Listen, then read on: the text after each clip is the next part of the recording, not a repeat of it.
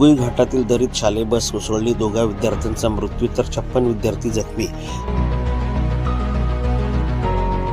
चाळीसगाव तालुक्यातील आश्रमशाळेतील विद्यार्थ्यांना घेण्यासाठी अक्कलकुवा तालुक्यात सदर बस आली होती। अक्कलकुवा तालुक्यातील आंबलीवारी जवळ देवगुई घाटात हा अपघात झाला। शालेय बस चालकाचे नियंत्रण सुटल्याने सुमारे 100 ते 150 फूट खोल दरीत सदर बस कोसळली। या दुर्घटनेत 2 विद्यार्थ्यांचा मृत्यू झाला तर 56 विद्यार्थी जखमी झाल्याचे सांगण्यात येत आहे। घटनेनंतर स्थानिकांकडून मदत कार्य सुरू करण्यात आले।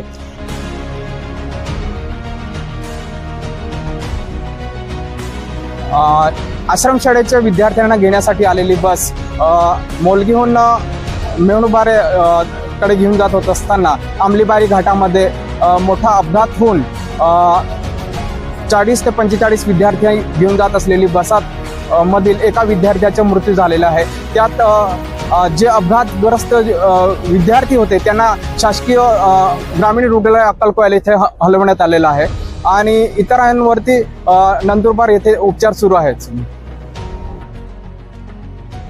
प्रशासन आणि पोलीस घटनास्थळी दाखल झाले। जखमींना तातडीने नंदुरबार जिल्हा रुग्णालयात दाखल करण्यात आले, तर इतर जखमी विद्यार्थ्यांवर अक्कलकुवा ग्रामीण रुग्णालयात उपचार सुरू करण्यात येत आहे। दरम्यान या अपघातानंतर जिल्हाधिकारी डॉक्टर मिताली शेट्टी यांनी देखील नंदुरबार जिल्हा रुग्णालयात भेट देऊन जखमी विद्यार्थ्यांची विचारपूस केली। मोलगी परिसरात एक दुर्दैवी आज अपघात झालाय।